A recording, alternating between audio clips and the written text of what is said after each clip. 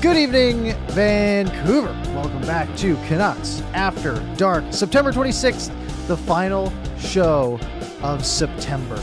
We are so close to hockey season. The Canucks are already in perfect Vancouver Canuck form. And as always, I'm joined by my co-host, Canuck Clay. How are you doing tonight, Clay? Parker, I was so excited until you led with that, and then I kind of know what we're going to be talking about already, and I was actually really excited about the show. I still am, but yeah, not the best start for our Canucks, but before we get into that, I am just fine. Was at the arena, felt good being there. That was the night after I went to WWE in a different arena. That was fun, how a Canucks flair there. So I had a pretty good, relaxed, very mature weekend. A 48-year-old man watching wrestling. That would be me.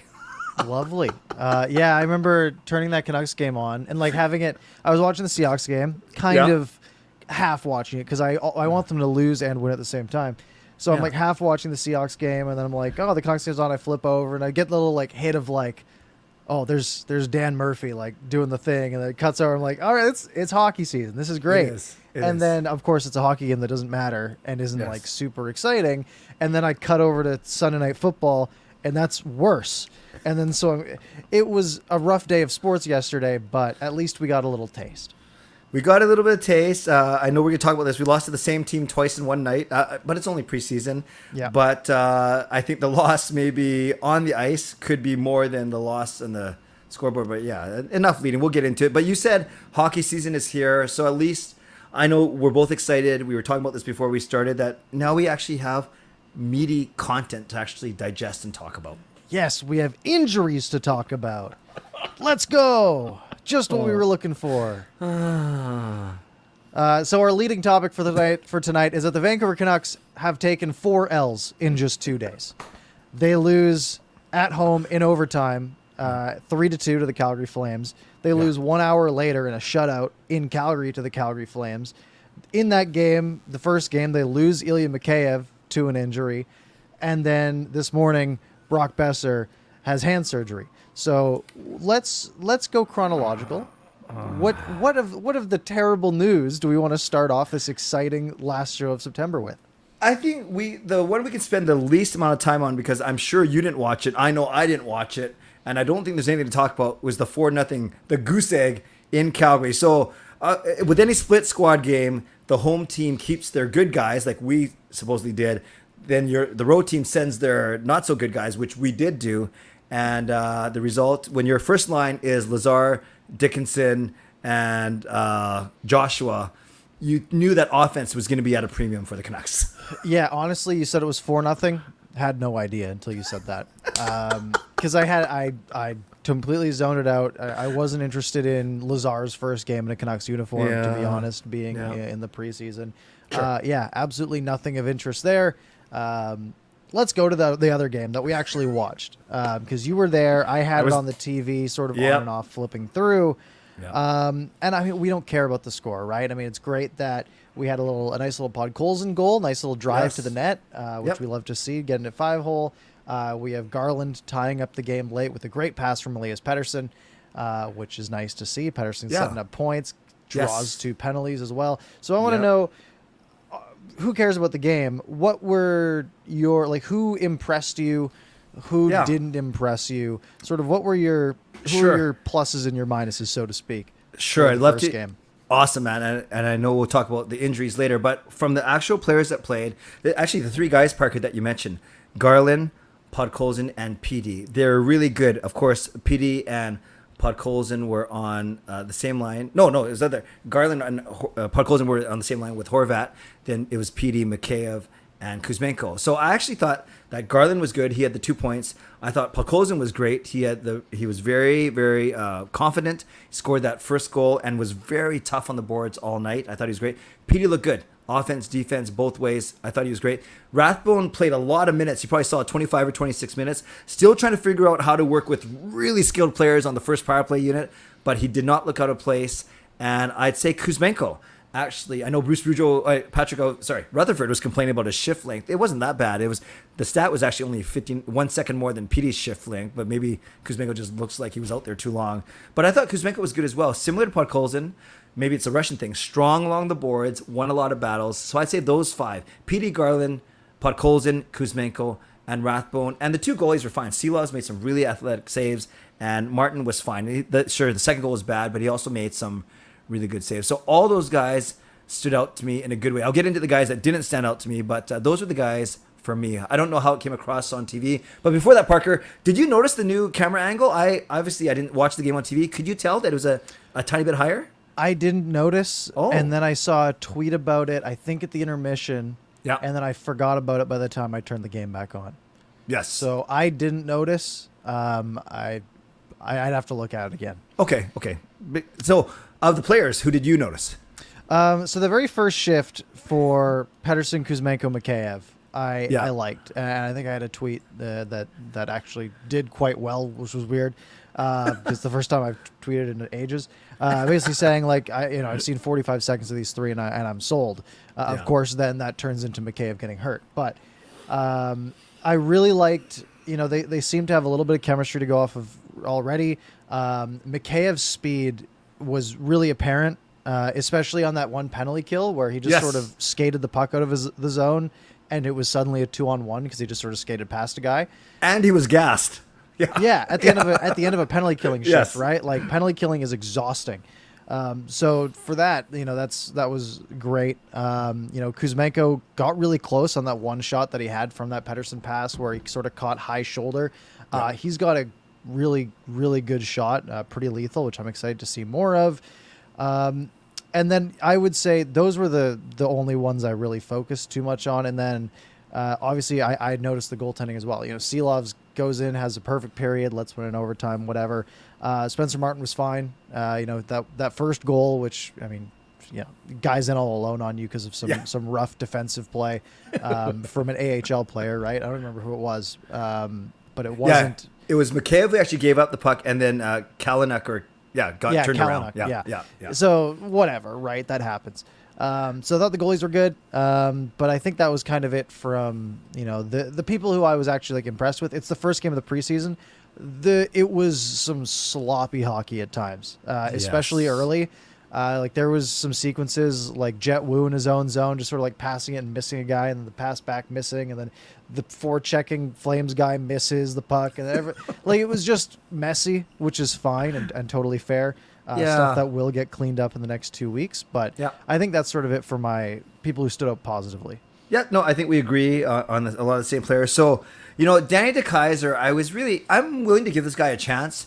Was really surprised, just as I'm sure you were, that he got basically the second pairing minutes with Tyler Myers in the training camp and played last night. That pairing was okay. You'd obviously expect their foot speed not to be the greatest. Well, Myers skates well for a big guy, but you could definitely see DeKeyser's not that fast, but he's got a good hockey IQ, but everything happens so fast at the NHL level that even if you're making good decisions, if you don't skate or handle the puck fast, things close in on you pretty quick. So I thought he was just okay. Jet Wu, I like him. Maybe it's the half Asian thing, but I just don't see him carving out a spot. He's not a difference maker. And, a couple of the third and fourth liners, they had tough games. Lockwood, I didn't think was that noticeable. Dries was okay. DiGiuseppe was good, actually. I should have said he's got a nice, package, a combination of speed and size. So, no one was brutal. But yeah, I agree with you, Parker. It was a very sloppy game, which is to be expected when you're half your squad and his first game out of the gate.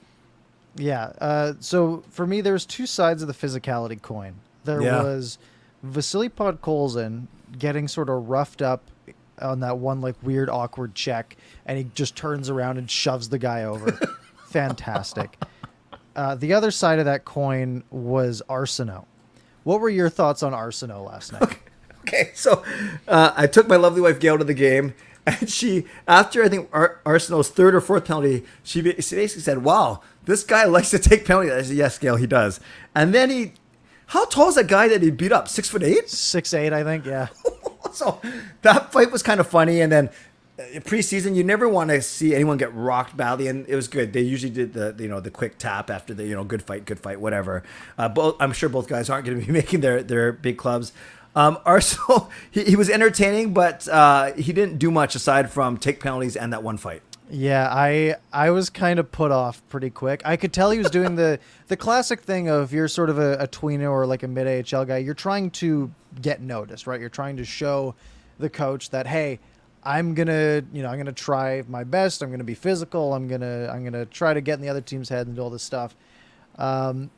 Taking dumb penalties though doesn't impress coaches very often. No. And it was really obvious, especially that one penalty that he got when he sort of got like a clean hit on the boards, and then I think it was who was it on the Flames? Was it Valimaki or someone along those lines? I don't know. Zadorov. He got checked, and then he went after him and just sort of like shoved him, trying to fight him by the Flames bench on a clean hit in the preseason. Flames guy's just standing there like, what are you doing? And then he got a penalty, and I was like, yeah, I get you're trying to like have a scrap so you're noticeable and you can maybe have a shot of, being up the depth chart a little bit, but it was a little much for me. Yeah, so I think he won a few, and people in the chat saying that Arsenal's so bad. I think he won a few people back with his good showing in the scrap, but no, this guy's not making the team. I don't know if he's going to make the Abbotsford Canucks, quite frankly. Yeah, so last year he had 11 points in 42 games for Abbotsford, so he did. Kind of like a third, fourth line pace in the AHL. So not gonna be. I don't think he has an NHL contract, right? He's just on an AHL deal. So what you're saying is he's Abbotsford's Jake Virtanen, is what you're saying.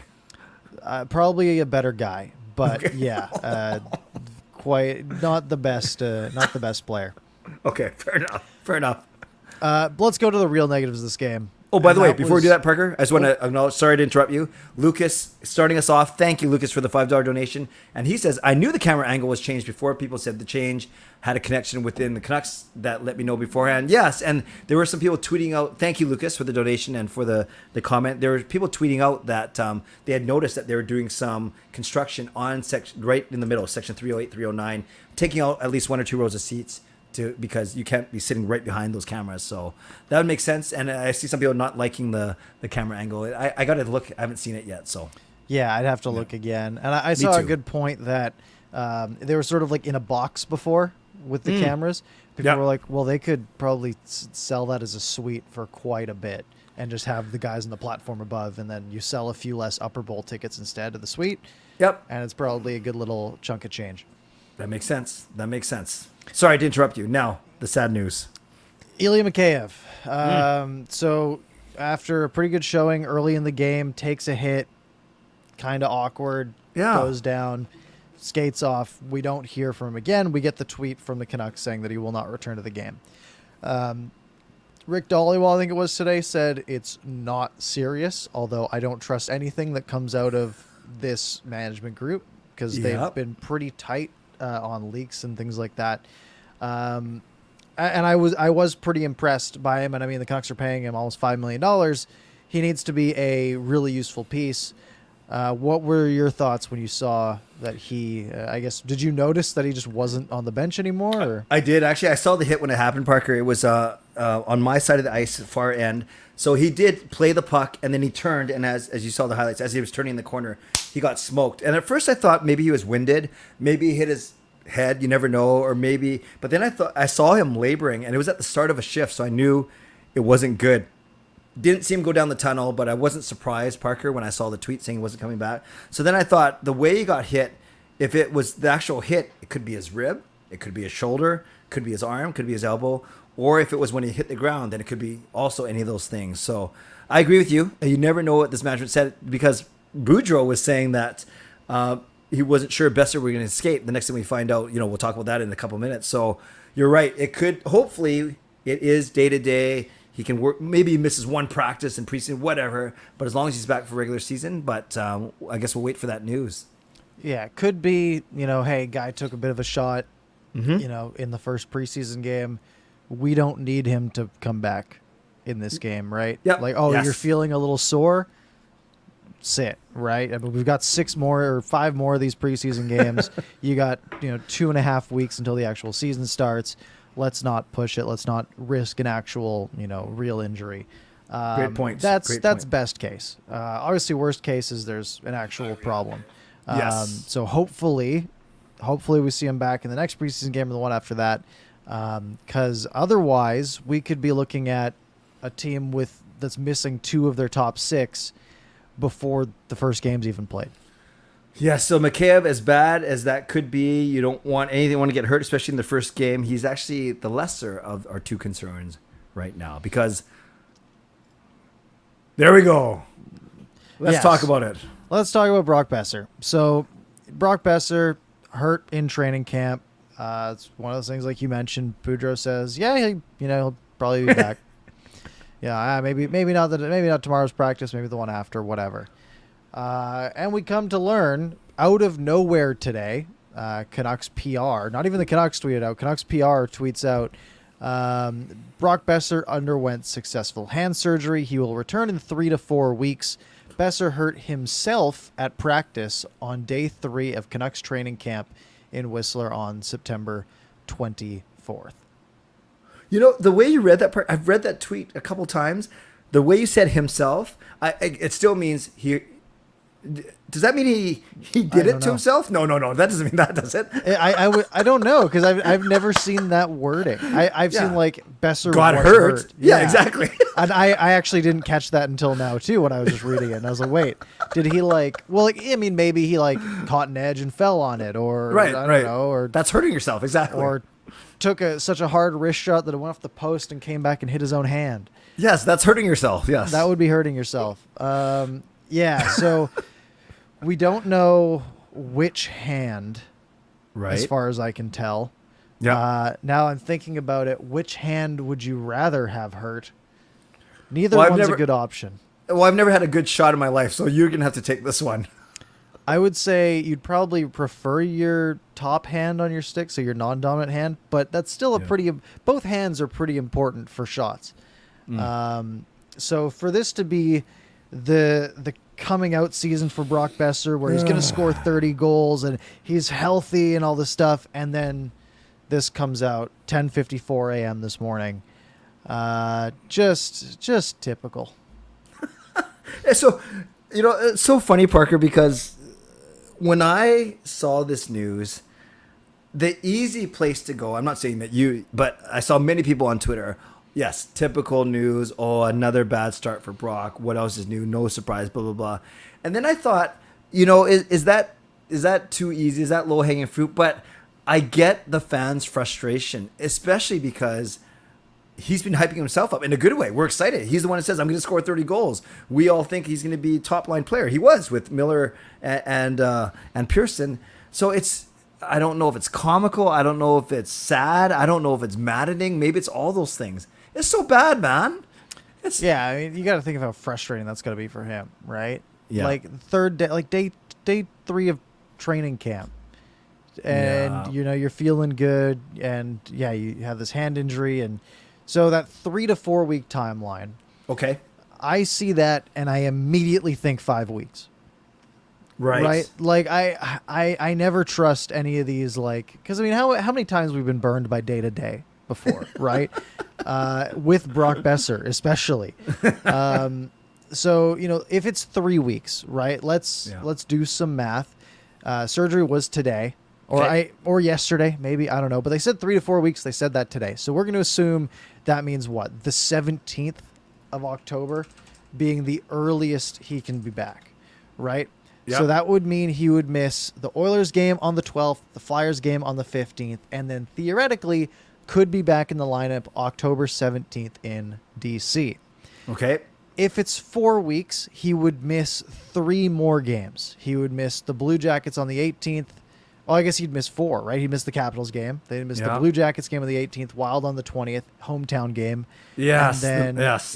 The home game, the home opener against Buffalo, October 22nd. And then that Hurricanes one is exactly 4 weeks to the day on October 24th. So we're between, he could miss 2 games.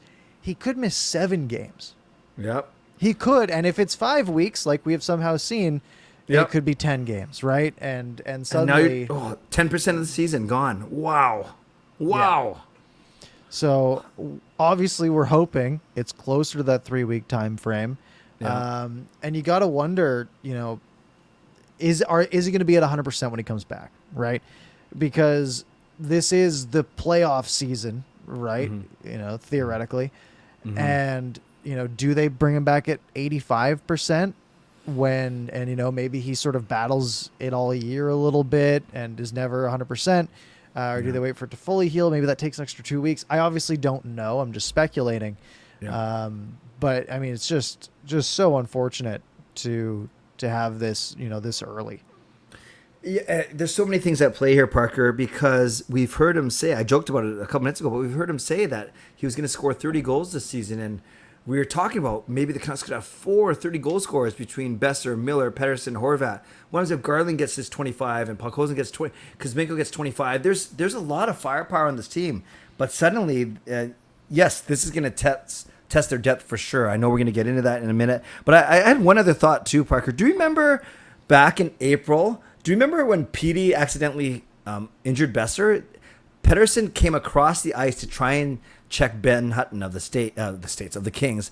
I don't even remember this. Hutton slipped off of it, and actually Petey nailed Besser, and Besser's arm bent back. Right. And at first I thought that maybe this was the remnants of that, but then I thought, no, of course not. He had a training camp, and then when you read that tweet again, he hurt himself. And again, it could mean he got hurt. Just weird wording. So it's unfortunate. But you're right. It could be a slash. It could be falling into the boards. Who knows? Yeah, I don't have a clip or anything of it, unfortunately. Yeah. It's really a next man up scenario, right? Yeah. Like you said, there's a few guys in this team who could score 30 goals. Now, if it's anything like our predictions from last year, no one will. But yeah, I mean, someone is going to get that ice time, right? Someone's going to step up and play with JT Miller, and whether it's one of Kuzmenko or Mikheyev, unless they want to keep him with Pettersson. Maybe it's moving up a guy like Niels Hoaglander all the way up there, which might be a little bit aggressive, but or Podkolzin or Kuzmenko, right? Can someone get up there and contribute the firepower that they're missing, right? If the Canucks do have 4 potential 30-goal scorers, let's see if someone can get in there and fill that spot. Great point. So let's talk about that, Parker. Let's presume that Mikheyev's okay. Let's just to make it easier for us. The simplest would be to put Hoaglander up there, and then you don't disrupt any of these quote new lines, the Pettersson line, the Horvat line.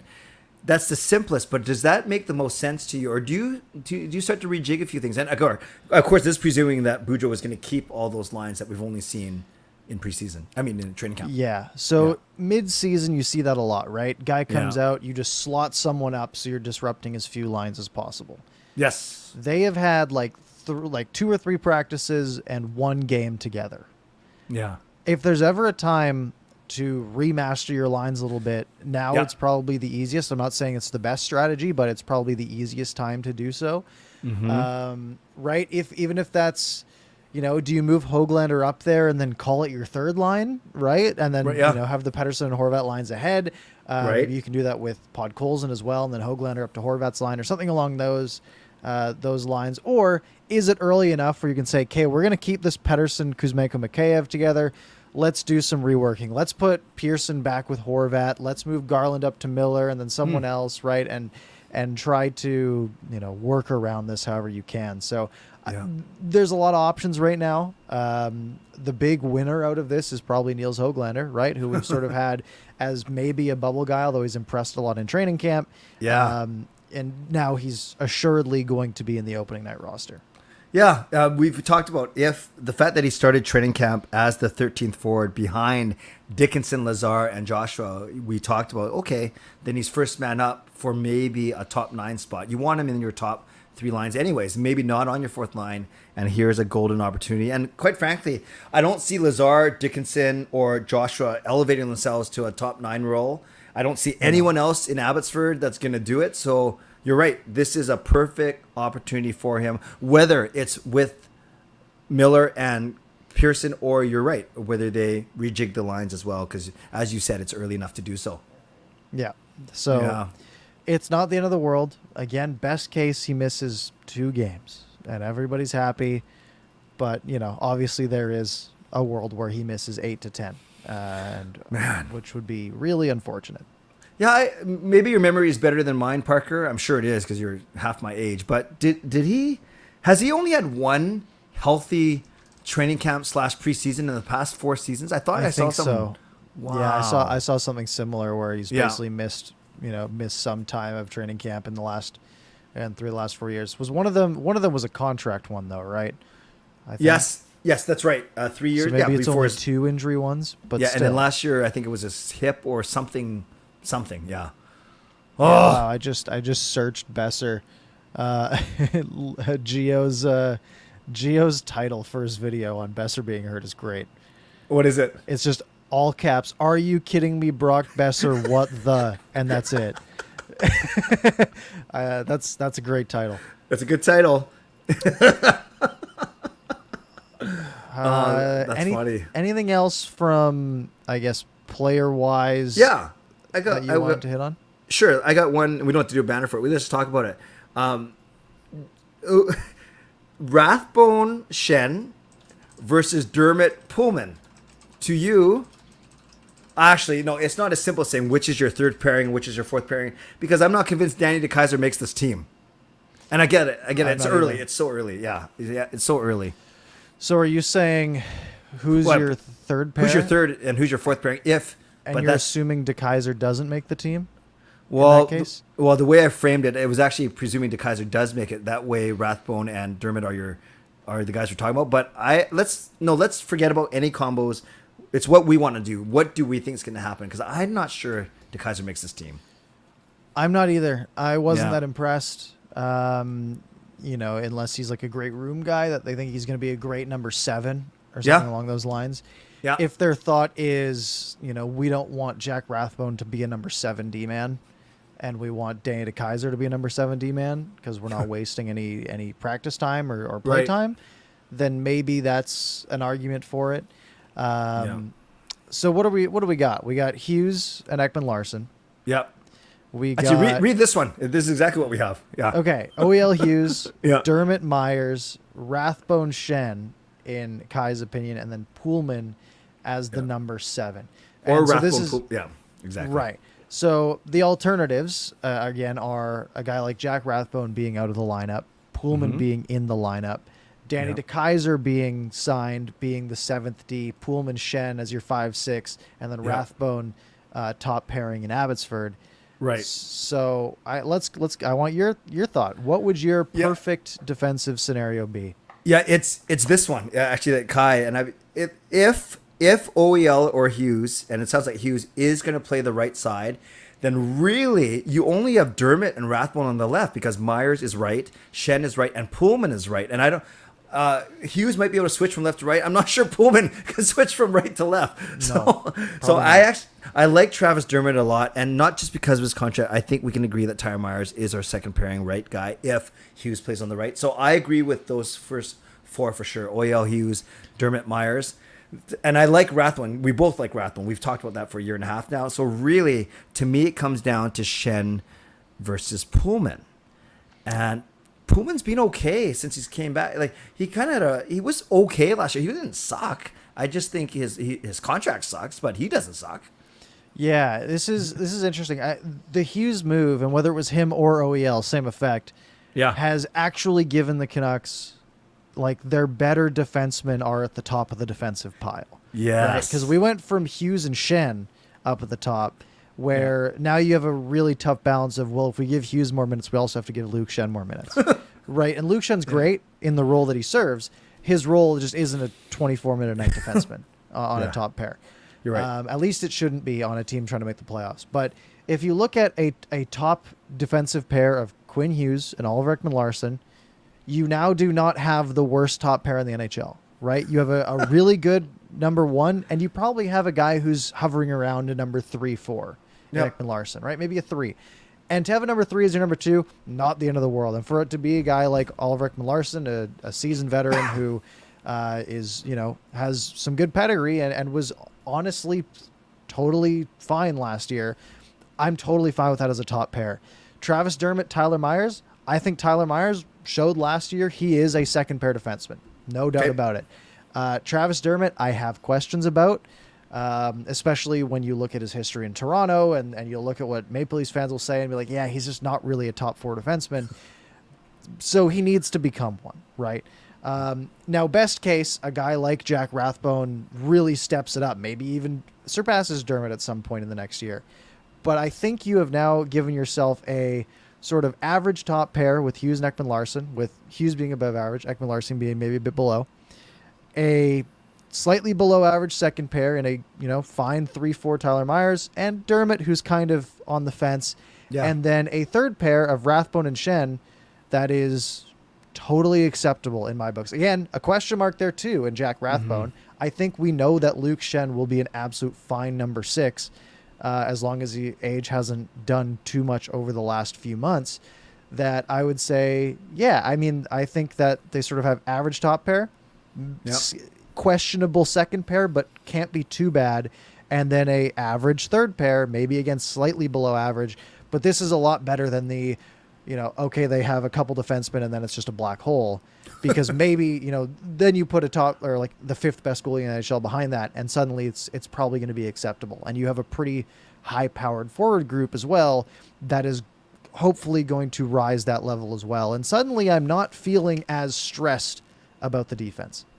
Isn't it funny how one, I get it, he's your franchise D-man, but one shift makes that much of a difference too. Otherwise, we're crying. We're praying about the right side. Okay, so do you have time for this argument, Parker? If it's Rathbone as the third left guy, that's Schenn over Pullman, because follow this logic, Rathbone sort of plays like Quinn Hughes, but not as good, but sort of same way. Schenn was good with Quinn Hughes, therefore Schenn will likely be better with Rathbone than Pullman would be with Rathbone. Does all that make sense to you?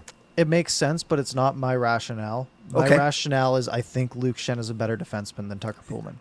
Sure. And that's honestly all I care about. Now, if they try Rathbone and Pullman, and for some reason that works fantastically, fine. I don't hate Tucker Pullman. I think he's overpaid. And too long of a term. But if he can perform, I would much rather have the better player in the lineup, right? At this point, the money's paid. I don't care. Let's see if, who's going to be better. I personally believe that'll be Luke Schenn. Whether, and I think this management group, they're not the ones that gave Tucker Pullman this contract. So they're not going to sort of have that pressure of, we gave this guy $10 million. We got to have him in the lineup, because they didn't sign that contract, right? Sure. They can have him as the 7th D, and look, 7th D man matters until there's an injury. And there will, knock on wood, there will be one. Right? There just will be. There is on every team. Wait, did you knock on wood for an injury? I'm just waiting. No, I knocked so there wouldn't be. Hopefully too soon. After Besser and McKay ever back. Let's go with that. But I mean, it's just, there's a bunch of question marks still on the defense, but I think they're in a better spot than they were 2 weeks ago. Yeah, I agree. And I agree with you too.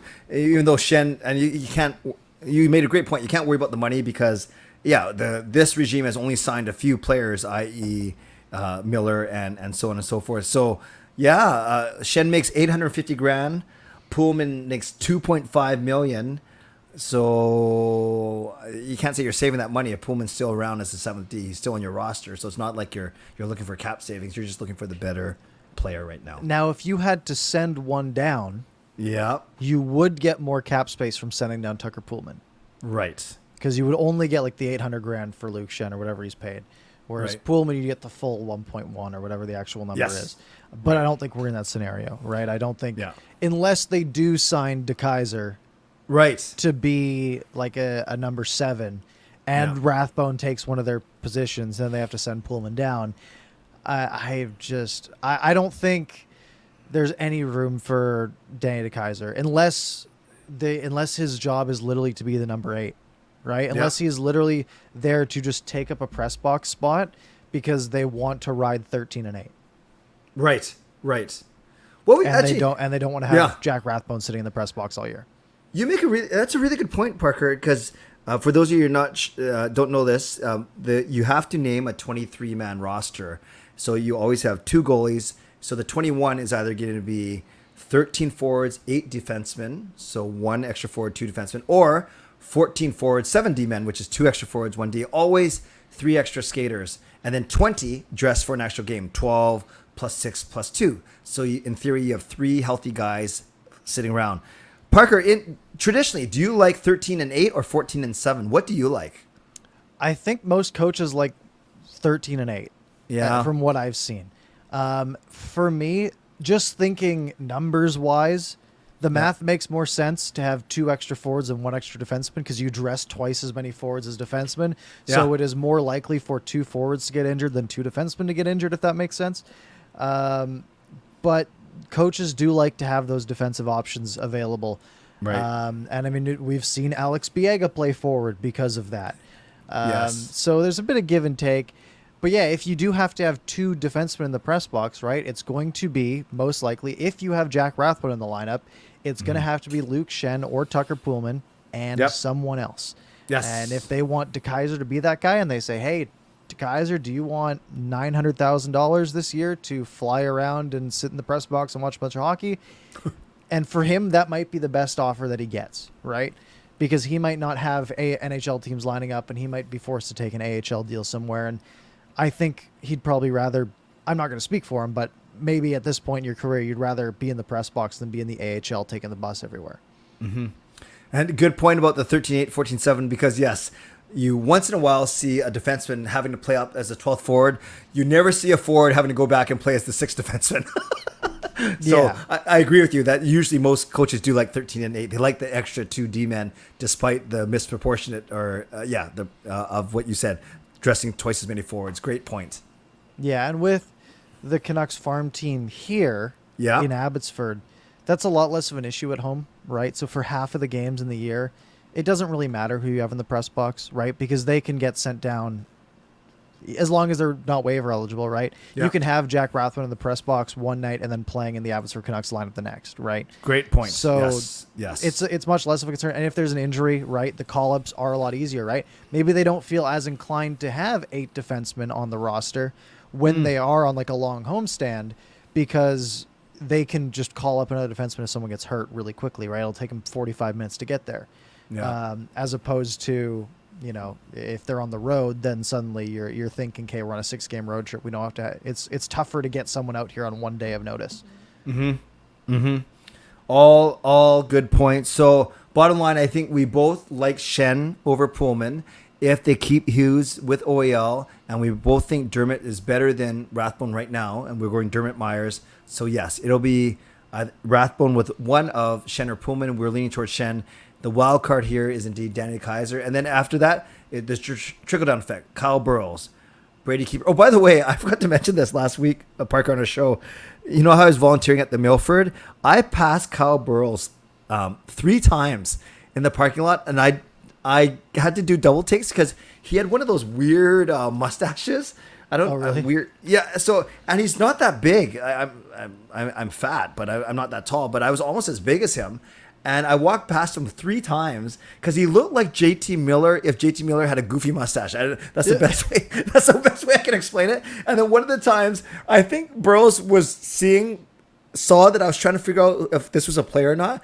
And then I kind of gave him a look, and he goes, "Oh, I'm just returning something in my car." I said, "Hey, man, you don't have to explain anything to me." That's great. That's pretty funny. And I also didn't mention Kyle Burrows there as, you know, that Danny DeKaiser role, right? Yeah. That we've now defined of the 8th D-man. Kyle Burrows, I think, would be totally fine to have as a number 8 guy, right? Yeah. How many games did he play last year? He got in a 42. few games. Right? Played more than half the year. What? Wow. Yeah. He had 39 penalty minutes, goal and 4 assists. I mean, he was totally serviceable when he needed to be. Yeah. But I don't think he should be in your lineup if you're trying to be a playoff team, right? That's fair. He's a good depth piece who overachieved last year, which was great. But yeah, I think he's probably a guy that you want probably in the press box. Does he have a one-way deal? Almost. So he makes $750. Yeah. If he's in the minors, he makes $500. So it's not a huge dip. You know, I mean, it's a 25% cut. But it's not as, or I guess 33%, but it's not as huge of a difference as a guy who's making, you know, $900,000 in the NHL and $90,000 in the AHL, where in that case he'd be totally fine taking a press box seat. Yes, that's true. So Kyle Burrows, Brady Keeper, we were together when we saw Keeper's horrifying injury last year. Yeah, in Abbotsford. So it's good to see him back. But yeah, we'll see. Admittedly, not a lot of attention is going to be paid towards the battle for 8th, 9th, 10th, but. No. As we've seen, those guys will get in the lineup eventually. Yeah, absolutely. Yeah. You want to get to some roster cuts? Sure, let's do that. All right. First round of roster cuts was this morning. I guess it was this afternoon. They did it at 4 p.m. It felt like so many hours ago. So they have sent Chad Nychuk down to the AHL. Did you know who that was? No. Neither did I. They sent Yushiro Hirano down. Know who he is. He's a bit of a fan favorite. Yeah. I like him a lot too. Yeah. So he'll be going down to the AHL. That was an obvious one. Okay. They released Anderson and McPherson from their PTOs, so they were just camp bodies. Cole Shepard from his ATO. And then they sent Connor Lockhart, Ty Young, and oh my goodness, I feel like you. Kudryavtsev? Wait, was that a compliment or an insult, Parker? It was an insult. Kirill Kudryavtsev. Yeah, that guy. They sent all of them back down to junior. So first round of cuts, I mean, they bring the roster down from 59 to 51. They have to get down to 23, right? These guys they weren't making the team, but it is the first round. Well, glad you mentioned those names and I didn't.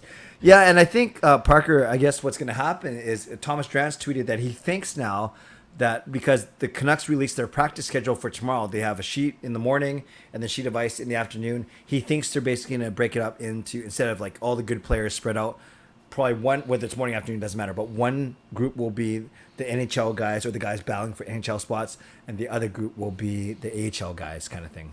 Yep. And I think Which that's a good makes way to do it. And then if someone from the AHL group is really impressing, maybe they give him a shot, right? I mean, there's usually one guy a year who impresses. Sure. So we'll see if that happens, but for the most part, having that solid NHL group, they'll get some practice under their belt. This is the time to start working on like special teams and things along those lines, get those systems in place. So, it's getting closer. Yep, I agree. And Parker, just before we spend the last few minutes answering questions, you're always so good about promoting my streams on here and telling people to go there after this show. So I want to give you some love. You did a really good video today. I want everyone to go watch it.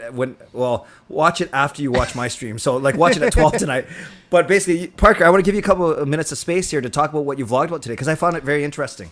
Yeah. So thank you. The Athletic put out their projections. They've been doing basically 2 teams a day.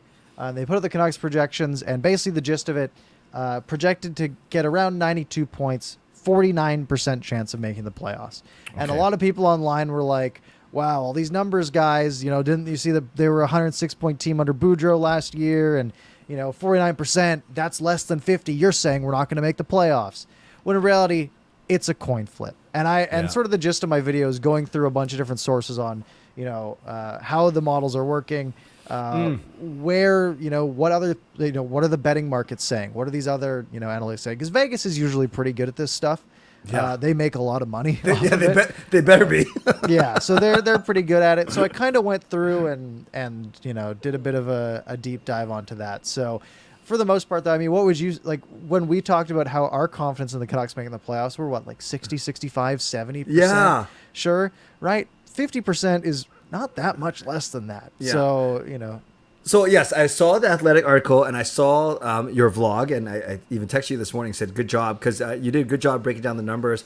When I saw 91.7 points, so 92, I admit my first reaction is, what? We got 92 points last season. That's way too low. I'm here sitting talking about the Canucks are going to finish third. So, to me, third is 98, 99, 100 points, not 92, 93 points. Yeah. You say, well, that's only 3 games, Clay. That's only 3 more wins, 6 points. But that's a lot. In hockey, that's a lot, obviously. Yeah. And I think you made that point in your vlog today, too. So all to say, when I sit back, unbiased, I do think we have a chance to finish third behind the 2 Alberta teams. But so many things have to go right, including us staying healthy, which already, and this is what we led with, is proving to be a problem for this team. So when I hear 50%, 49%, whatever, 51%, exactly how you articulate it, it is a coin flip. That's not a bad thing considering we have made the playoffs once in the past 8 seasons. Yeah, remember how last year those odds came out and I think the Canucks were around 40, 50% and everyone's like, well, this is ridiculous. They didn't make the playoffs last year. Right? Yeah. And they were really bad to start the season, right? That still has some merit. They had 57 games where they were on a heater, right? Yes. And that could be exactly how they come out this year as well. They could also come out like they did last year, right? It was a coaching change in a few players. The Canucks need a hot start. And I think that's going to really set the tone for the year. They're starting on a 5-game road trip, right? That could, they go 1-4 and suddenly alarm bells are going off. They go 3-2 and we're feeling good, right? Yeah. So, I'm going into this season. I'm very hopeful the Canucks will be a playoff team. I think we're all probably a little biased being fans of the team. So, a coin flip, I'll take those odds at this point. That's better than 1-8, which is what we've had the last 8 years. Well said. Well said. So, we'll see more models come out, statistical models, betting, analysis, predictions over the next 3 weeks, and we can talk about them as we go. But as of now, bubble team, and I think that's fair. Yeah, and I will note the Vegas odds I mentioned. Vegas has the Canucks around 53%. So, oh yeah, they're smart. And again, they're pretty good at this, right? They make a lot of money. Yeah. Check that out at 11:45 or whenever Clay's show ends if you really want to be up late. Or watch it right after this and come to my show a couple minutes later. I'm not going to be offended. Just watch it. Instead. Just watch it. Yeah. All right. So that's all the topics we had, folks. Let's get your questions. We've got, about 15 minutes to go here. We have 2 more shows before the regular season after this. So let's do a quick, we love preseason hockey here. All right. Yep. It's the best hockey, really. The Vancouver Canucks play 3 more games before our next show. They got the Kraken on Thursday. They got the Kraken on Saturday. And then the Oilers on Monday. And then that game will end about 8:30, and then we'll be doing our show around 10. So it's going to be like a good old post game of a not exciting hockey game, just like the first 27 games of last season. That's right. We will be talking. After that. Okay, we have time. That's good. We'll make it work. Hopefully, we're talking about a win. Let's get Lucas continuing that donation train. Thank you for the donation. Abbey Canucks hosting their training camp in Poco. I think it's later this week. In October. Yeah, via socials earlier today. So, Abbotsford Canucks in Port Coquitlam, free to the public if you want to go watch. Thank you, Lucas, for bringing that to the attention, and thank you for the donation as always. Yeah, next Wednesday that starts. Port Coquitlam Community Center. I didn't even know that was a place. I've never been there before. Doesn't sound that big. Doesn't look that big either. They got a pool. Okay. I think I've only been to Poirier, so I've never been there before. Yeah. But hey, that'll be if you want to watch some good hockey players skate around for a bit, I'm sure it's a good time. By the way, Parker, one of those Poirier rinks is very hard to find. Like there's the barn one, and then there's the one that you got to circle around. I don't know. I'll talk about. I my first time I was there was 10 p.m. I was lost, but I did figure it out at some point. Okay, good. Edmund, will both of you guys be shocked if Danny DeCaister, as you called him, makes the team? I like that name better.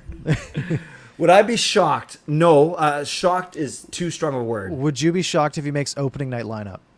Yes, I would be shocked. Because you're right, there's a good difference there. 23 versus 20. Great. And we just talked about why that the Canucks made to carry 2 extra D. So yes, I would be shocked. Definitely surprised. Shocked is a very strong word. I'd be very, very, very, very surprised, shocked if he was in the top 6. Yeah, same boat. I wouldn't. Again, I look at a guy like Jack Rathbone, and I see it would be really easy for management to be like, let's have DeKaiser instead, right, for our third pairing. Let's have a safer defenseman. You can argue whether or not he's actually safer if it's harder to keep up, but I digress. I wouldn't be too shocked to see him get a contract, but I would prefer probably not. Again, we've had 1 game of sample size, but yeah. I agree. Funk Hugh says, can you see Vancouver flipping a forward for a defender of equal value? No, I can't. Not at this point? Because equal value is so, especially this time of the year, teams are pretty set, right? It's hard to make a hockey trade at this point. No one's playing any games. People have sort of worked their cap out to this point, right? You see guys like Tyler Mott taking until a couple weeks ago to sign. wingers don't have any value right now, at all. The trademark, you see a guy like Max Pacioretty getting traded for literally nothing, not even a pick, literally nothing, to the point where, are you going to trade a top 6 winger for a 5-6 defenseman, number 5, number 6? Yeah, probably not. Agreed. So Kai, kind of along those lines, says, do you expect the Canucks to make any more moves or trades before the season starts? We could get an underrated player from waivers when everyone tries sneaking their players down to the AHL. I like that idea. Again, it's hard to do, right? Because every team, there's going to be 120 players on waivers one day, right? Yep. It's just the way it works. Every team's going to send five waiver eligible guys down the same day. So there's going to be some pickings available, right? Especially if the Canucks do something like having Jack Rathbone in their final 23-man roster on the deadline day, where they can then go claim someone off waivers and then just immediately send Rathbone down because he's not waiver eligible and have that spot available. Right. It could be a good opportunity to get a decent defenseman who maybe you take a shot at. Worst case, they don't work out and you just put them back on waivers, right? So it's definitely possible. It's something that happens a lot more in theory than it does in practice, though. Right. What's it saying? One man's trash is another man's treasure, or something like that? Yeah, and for the Canucks D, we could use some treasure. Some treasure, yes. Yes. Speaking of Canucks D, Edmund says, what is the likelihood Hughes plays on the right side? If he does, do you think he can do well? Well, from what we've seen, and I think we'll know more once him and Oya actually suit up for a regular preseason game, I think this is the way they're going. Oh, unless, Parker, this is the biggest swerve ever, and they're just doing this to see if they have to go to it down the road. I would give it 75%. That it's going to happen? Let's say it depends. If it's, opening night, is he on the right side? Maybe a little higher than that because it does seem like it's something they want to try. But maybe they try it in a preseason game. It just doesn't really work, right? Yep. And they come off of it. Or maybe 5 games into the season, it's not really working, and they make some adjustments there. Sure. If we're talking about, does he just turn into a right side defenseman? I guess there's a decent chance, right? It looks like that's what they're going to try. And Quinn Hughes has been talking about it and said, it might be easier in some ways. Yeah. And if that's the case, then I'm all for it because McCarr's right side, obviously. Is Adam Fox is right-handed too, right? Actually, I don't know. Can you look it up real quick? I don't know. I can look it up really quick. He shoots right. He shoots right. Yeah. So McCarr, Fox, Hughes, maybe he thinks it's the way to go. Yeah. I mean, it's such a valuable position that's always underutilized. So if he can be left-handed and play that side well, I mean, that's a huge boon. Right. Good. Alrighty. What do you guys got here? I mean, Ed been asking about Hoaglander. Should be able to take advantage of top 9, which we mentioned with the Besser injury. Do you think he'll bounce back?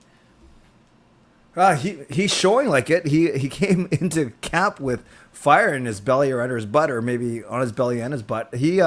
I think he will. And I think he had a rough go under Green. He didn't have the best start under Boudreau, but he's performed well so far. I get it. It's just been training camp, but I like it. Yeah, it's weird because the sophomore slump is something I don't believe in, but it seems to always happen. Because to me it doesn't make any sense, right? Yeah. It just seems like weird luck, and then it's like confirmation bias where it happens a bunch of times. And everyone's like, oh well, this is how it works. Yeah. But I mean, it's the best hope we have for Hoaglander. We're talking about a guy who he put up 27 points in 56 games in his rookie season, right? As a 19 to 20-year-old, that's excellent. Right? He has the pedigree to be a 40-point guy. I mean, he was a 40-point guy in his rookie season, the equivalent of, right? Maybe a little higher. So he can be a 50 to 55, 60-point player if he builds off of that rookie year.